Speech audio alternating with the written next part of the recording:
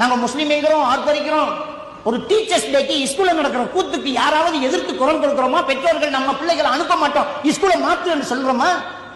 ஒரு teachers day எவ்வளவு பக்குவம் நம்ம பிள்ளைய வளர்த்து ஸ்கூலுக்கு கூட்டா அந்த பிள்ளைகளை வெட்டிக்கிட்டு சினிமா பாட்டை போட்டு டீச்சர்ஸ் மாதிரி டான்ஸ் அடிச்சிருக்கிறாங்க. அல்லாஹ் அருள் செஞ்ச ஒரு சில ஆசிரியர்களை தவிர நம்ம பிஸ்காவு பர்தா போட்ட பொம்பளைங்களும் தான், நம்ம முஸ்லீம் பேர் வச்ச ஆம்பளைங்களும் தான் ஸ்டேஜில் நின்றுக்கிட்டு பிள்ளைகளுக்கு முன்னாடி டீச்சர்ஸ் டேயை சந்தோஷமா கொண்டாடுறாங்களாம். அப்ப டீச்சர்ஸ் டேயில ஒழுக்கம் இல்லையா? சினிமா பாட்டுக்கு ஆட்டம் போறோம்னா அந்த பாட்டுடைய அர்த்தம் தெரியுமா? அவன் போட்டு கூத்து பண்ணிட்டு இருக்கிறான். அதை விமர்சிக்க கூடாதா? அதை பேசக்கூடாதா? அதுக்கு எதிர்த்து குரல் கொடுக்க கூடாதா? அதை எதிர்த்தா நம்மளை விமர்சிக்கிறதுக்கு ஆள் வருது. நான் மட்டும் இல்லை, நீங்களும் எதிர்க்கணும். ஒவ்வொரு பிள்ளைகளை பெற்ற பெற்றோர்களும் எதிர்க்கணும்.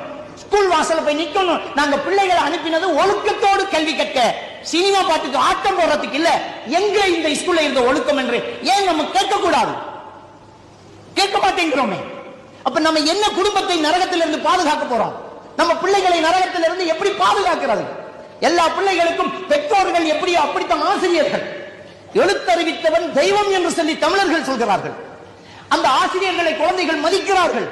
அந்த ஆசிரியர்களே ஆட்டம் போட்டால், அந்த ஆசிரியர்களே டான்ஸ் அடிச்சா, அவங்களே இசைக்கு பாட்டு போட்டு கூத்து போட்டால் அதை ஆதரிக்கக்கூடியவர்களா நாம்